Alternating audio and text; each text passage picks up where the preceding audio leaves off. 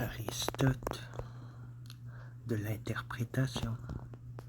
11. Proposition composée. Affirmer ou nier un seul prédicat de plusieurs sujets, ou plusieurs prédicats d'un seul sujet, sans que ce qui est exprimé par une pluralité de mots soit en réalité une chose une, ce n'est là ni une affirmation une, ni une négation une. Je n'appelle pas les choses qui, tout en étant désignées par un seul nom, ne possèdent cependant pas une unité réelle dans leur composition.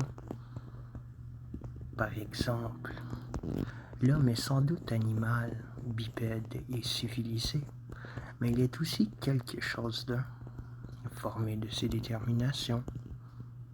Par contre, du blanc, de l'homme et de se promener, on ne fait pas une chose une.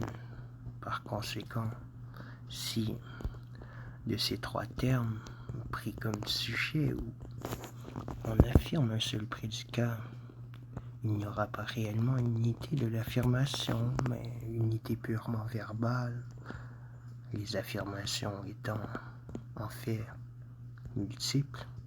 De même, si d'un seul sujet on affirme ces trois termes à titre de prédicat, il n'y aura pas davantage unité de l'affirmation, mais les affirmations seront pareillement multiples. Si donc l'interrogation dialectique est la demande d'une réponse soit à la proposition même, soit à l'un des deux membres de la contradiction, la proposition étant elle-même membre d'une contradiction, la réponse qui sera faite ne sera pas une proposition une. C'est qu'en effet l'interrogation manque, elle aussi, d'unité, même si la réponse est vraie. Je me suis expliqué dans les topics sur tout ceci. En même temps, il est clair qu'une interrogation portant sur la nature même d'une chose n'est pas une interrogation dialectique, car l'interrogation doit laisser la liberté d'énoncer indifféremment l'un ou l'autre membre de la contradiction. Ce qu'il faut, en réalité, c'est définir d'abord la chose et demander ensuite si telle est non la définition de l'homme. Par exemple, tantôt les prédicats sont des compositions de prédicats séparés qui s'unissent pour former en tout un seul prédicat.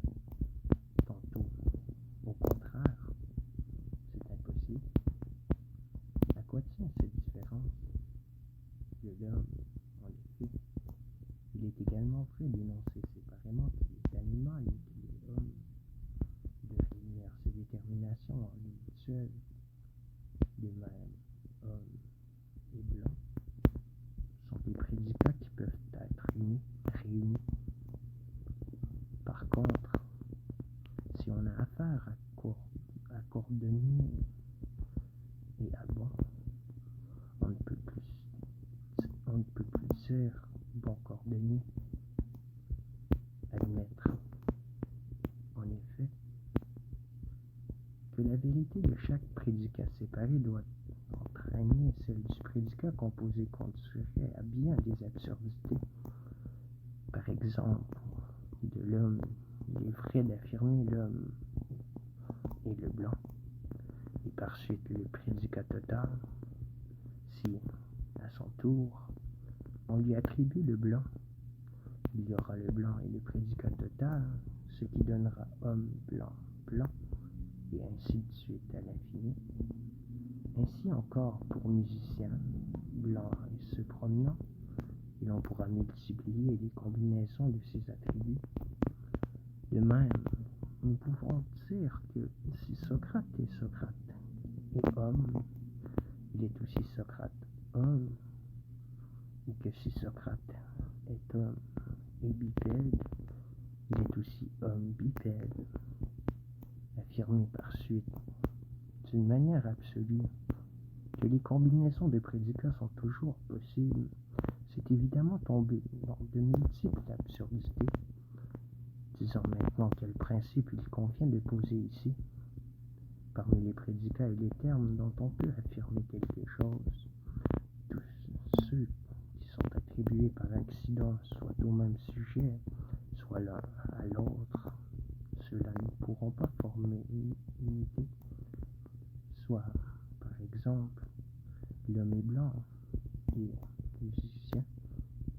Le blanc et le musicien ne peuvent pas former une chose une, car c'est seulement par accident qu'ils s'appartiennent, tous les deux au même sujet.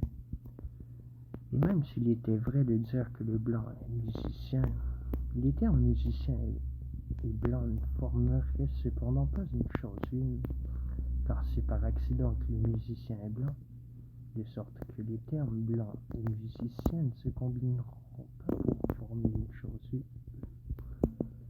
C'est aussi pourquoi on ne peut pas dire d'une manière absolue bon cordonnier, tandis qu'on peut dire animal bipède, car dans ce dernier cas, l'attribution n'a pas lieu par accident.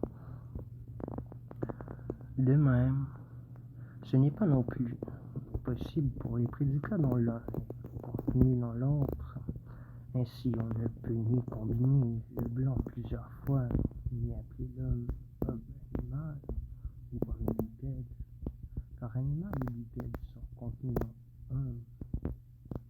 Par contre, ce qu'il est vrai d'affirmer d'une chose particulière peut l'être aussi au sens absolu. Par exemple, on peut dire de tel homme déterminé qu'il est homme, et de tel homme blanc qu'il est homme blanc. Ce n'est cependant pas toujours possible. C'est quand, par exemple, dans le terme ajouté, il y a quelque chose d'opposé qui en porte contradiction. Ainsi, il n'est pas vrai. Il est même faux de dire qu'un homme mort est homme. Mais si le terme ajouté ne contient rien de pareil, l'attribution est valable. Ne serait-ce pas plutôt que la présence d'une contradiction dans le terme rend toujours l'attribution incorrecte, tandis que son absence ne la rend pas toujours vraie. Soit la proposition Homère est telle chose, par exemple, poète, s'ensuit-il ou non qu'Homère existe? C'est seulement par accident que le verbe est affirmé d'Homère. L'affirmation de est exprimant uniquement qu'Homère est poète et nullement qu'il est au sens absolu. Ainsi, c'est seulement dans ses prédications qui